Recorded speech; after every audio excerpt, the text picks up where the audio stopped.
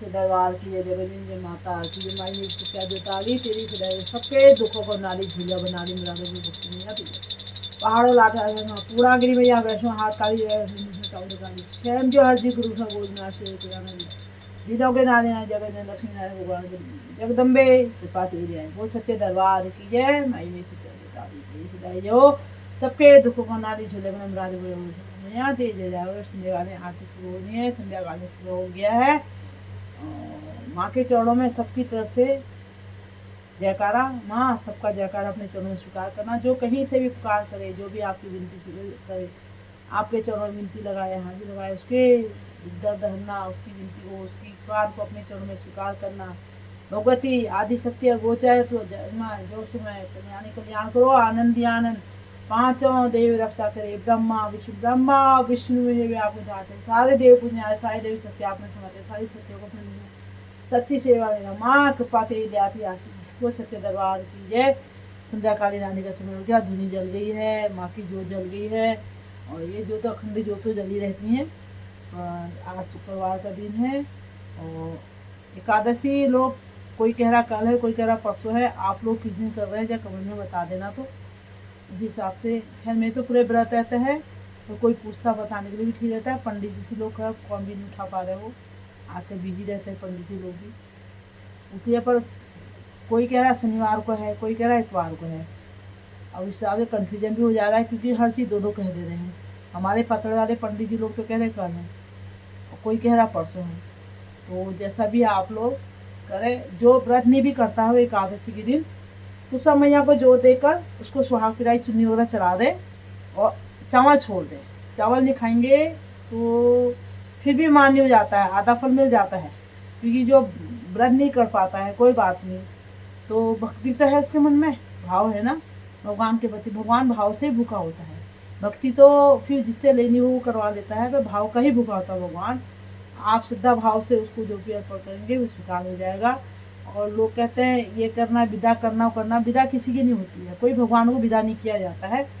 हर भगवान की ज़रूरत होती है। यह है कि शादी होती है तो शादी को जरूरी नहीं उनके साथ शालिग्राम रखता ही उनकी पूजा करो, कोई कारण, ये अलग अलग विधान है। हमारे देव भूमि में तो साल भर माँ के तुलसा जी में जोत जलाई जाती है सुबह शाम। हाँ, जो पे पौध लगाया जाएगा देव सैनिक आदेशी ने, देव उत्थान के दिन उसको जो है पूजा जाता है। चुन्नी सुहाग पिराई वगैरह चढ़ा देते हैं, चुन्नी कर देते हैं, जल दिया दे देते हैं, ऐपण देते हैं।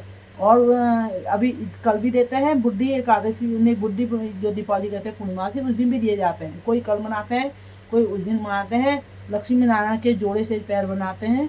मैं बनाऊंगी, आप लोग को दिखाऊंगी भी, वीडियो शेयर करूंगी इसका। पर विदा नहीं की जाती है। ये नहीं कि 6 महीने दिया जला दिया, 6 महीने दिया नहीं जलता है। तुलसा जी के थान में साल भर दिया जलता है। जो तुलसा जी पूजित हो जाती है, जैसे आपने जो देव सैनी में लगाई है, कल पूजा हो जाएगी, उसका चुन्नी चढ़ाई, उस तुलसा जी को तोड़ा नहीं जाता है। जो भगवान को चढ़ाने के लिए जो तुलसा जी चढ़ाई जाती है, तो उस पेड़ से तुलसा जी नहीं तोड़ोगे, क्योंकि वो पूजित तुलसी दी। उसके नीचे तुम हर साल भर दिया फिर जला सकते हो। मैं पूजी तुलसी को चढ़ाते नहीं भगवान को। और जो दूसरे पेड़ हैं, दूसरे गमले हैं, वहाँ पे आप तुलसा जी में वहाँ पे दे दीजिए। तो एक दिया तो बाहर प्रकाश का देता ही है ना, वो तो सबका होता ही है, उसको दे सकते हो, कोई इसमें मतभेद नहीं है। ये कहने वाले उल्टे सीधे कह देते हैं। हमारे देवभूमि में एक थान में बाहर जो थान कहते ना, अब जब तक थान को नहीं बिहार ल बनू नहीं ओकर के भूमि देवता को नहीं ना, भूमि देवता को नहीं उसिया है जाए। तो आप लोग उसमें अपने बाहर के उजाला, बाहर के देवता जो बाहर पूजे जाते हैं कर जाए, तो उसमें जाते तुलसा जी में दिया हर 12 मास चलता है। और ये देवभूमि में 12 मास जलाया जाता है, जलता भी है। अपना अपना जहाँ का विधान है।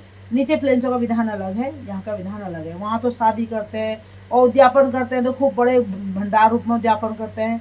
ये क्या है, अलग अलग है। यहाँ ऐसा नहीं है। यहाँ जो है शक्ति है, यहाँ शक्ति की उपासना है। तो यहाँ जो है भगवान भगवती, आप भगवती रूप में जगदम्बे रूप में है तुलसा जी भी, तो उनको चुन्नी सुहाग पिराई चढ़ाइए और व्रत कीजिए।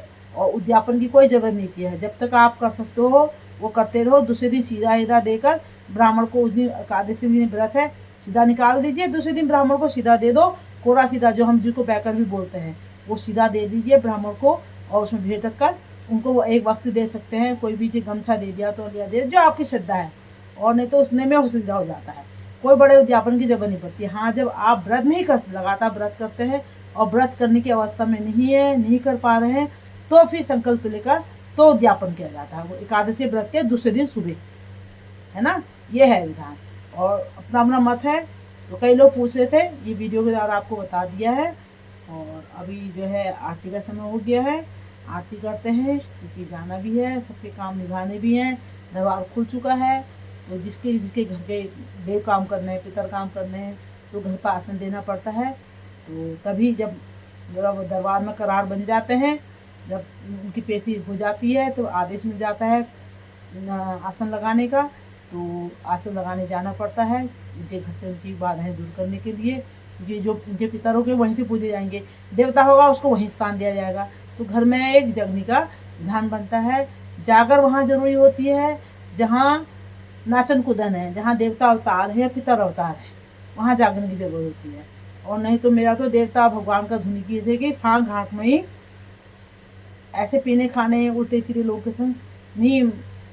मैं कहती हूँ धूप बतासे दे देना भगवान को, आगे ऐसे वो दे देना, आरती कर कर सांग घाट बजा दो, उसी में देवता अपने पर्चे लगा देता है। पर्चा तो दरबार से लगा ही होता है, जब बबूदी चलती पर्चा तभी, जब पर्चा फिर खर्चा, बिना पर्चे का कोई खर्चा नहीं है। जब पर्चा तभी होता है तो ही खर्चा होता है, तो पर्चा लगता है तभी वो लोग फिर आगे वो करते हैं।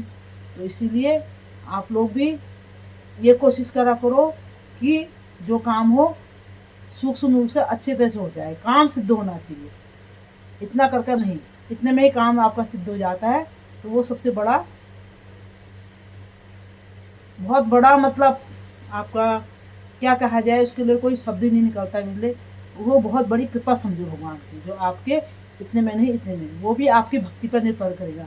आपका मन सही होगा, आप उसके लिए काम करने के लिए आप निष्ठा है, आप उनके लिए दृढ़ प्रतिज्ञा है कि हाँ हम ये काम करेंगे और उन्होंने हमारा अच्छा करा है, आगे आशीष देंगे। जिनका वो हुआ है, जिनको मुक्ति नहीं मिल पा रही है, जो असंत हैं, जो भटक रहे हैं, उनको सदगति मिल जाए, आप अपने श्रद्धे से अपने उनको करोगे तो वो जरूर आपको सही रास्ता पकड़ा देंगे। अगर मन में छल है तो तुमको भी 100 बार छलेगा, वो कहीं भी दर दर भटक जाओगे, सालों साल भटक जाओगे, फिर वो चलता रहेगा। इसलिए भाव, मैया यही कहती है कि भाव सच्चा होना चाहिए। आपका भाव सही है तो सब कुछ सही होता है। जय माता दी, हर हर महादेव, श्री कृष्ण गोविंद हरि मुरारे, हे नाथ नारायण वासुदेवा, गुरु ब्रह्मा गुरु विष्णु गुरुदेव गुरु साक्षात् ब्रह्म तस्मै गुरु। जय माता दी।